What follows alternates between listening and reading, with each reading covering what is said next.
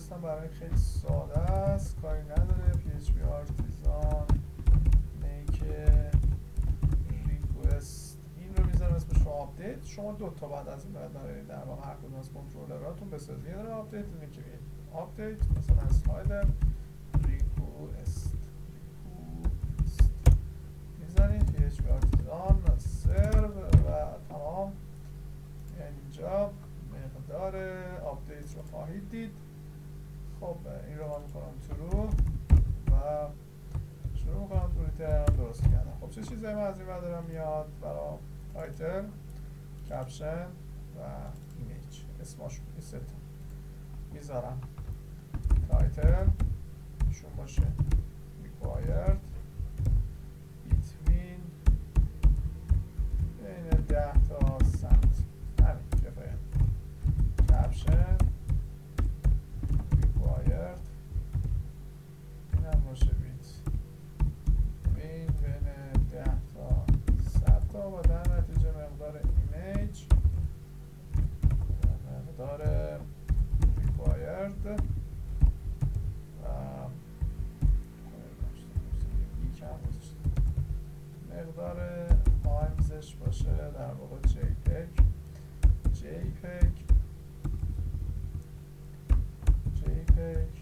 PNG گیف نمیخواد باشه.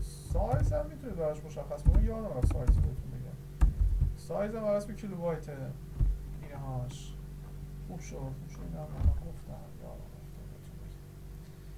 تو یعنی والیدیشن بیاید روی گزینه F کنترل بزنید، سایز رو بزنید، میبینید که در واقع اگه فایل باشه اینا میبینید بر اسم کیلوبایت، اگه استرینگ باشه بر اسم کاراکتر، اگه اره باشه آیتمه. مثلا بزنید 10 آره بزنید 10 تا آیتم بیشتر باشه اجازه نمیده.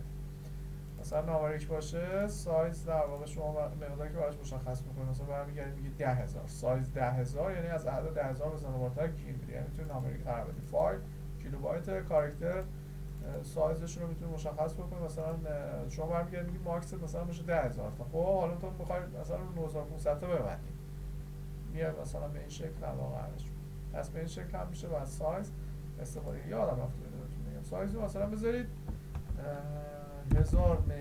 1000 کیلوبایت میشه چند؟ 1 مگ. ببینیم عکسی که من اینجا دارم 1 مگه یا خیر.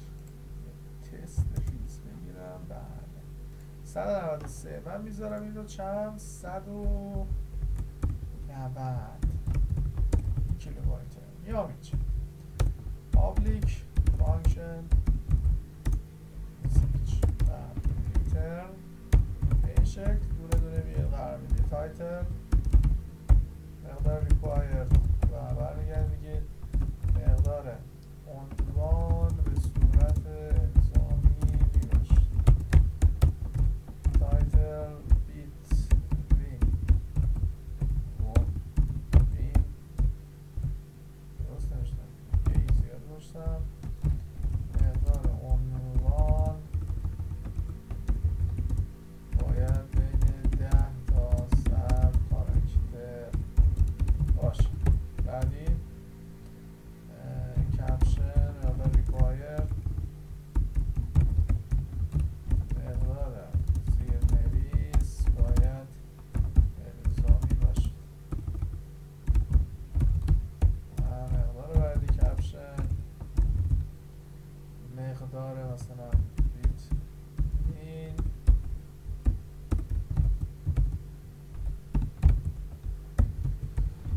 مثلا مقدار زیرنویس باید بین 10 تا 100 کاراکتر باشه. از این و مقدار بعدی ایمیج دات required و مقدار این مثلا مقدار زیرنویس باید بین 10 تا چی نوشتم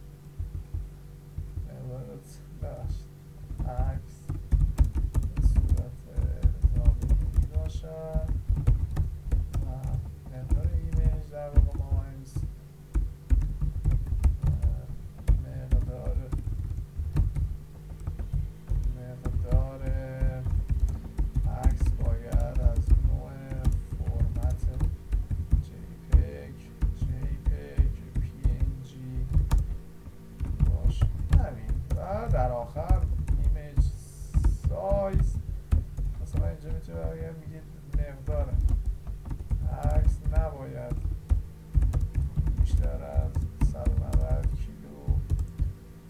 کیلو بایت باشه. همین میزنید و اما میاد تو قسمت آپدیت دیگه ایشون میشه چی؟ احسن ریکوست کرییت نیستش ایشون آپدیت و به این شکل زیبا و در نتیجه داره ریکوست بینی میکنید داره ریکوست آل رو تمام و میایید اینجا یه رفرش ریز میکنید تایتل مثلا ایشون کپشن ایشون و یه عکس هم قرار میدید. الان باید یه ارور قشنگ نمیگردونه اینجا نباید رد شه. بله پست گذاشتیم حواستون نکته بعدی خب متد از چه نوعی خواهد بود؟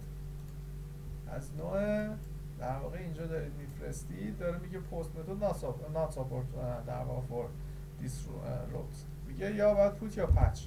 من عوض میکنم چی؟ پوت پچ حالا همش هر جفتش درست میزنیم و اصلا نکنیم درست کنیم یه رفرش میزنیم کنترل یو میزنم الان شده پوت دیگه.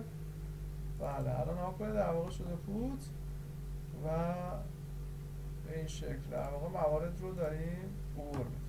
خب حالا میام اینجا حالا اگه اروری داشته باشه در واقع حلش میام اینجا میزنم و میبینید که اجازه نمیده این مونده بود تو اون صفحه نمیذاش عبور کنه. من میخواستم رفرش کنم رد شه اونجا مونده بود بنده خدا الان این رد نشد. چرا به نظرتون؟ خب ما ارور رو نمیدونیم بریم اروراش هم نمیرسیم.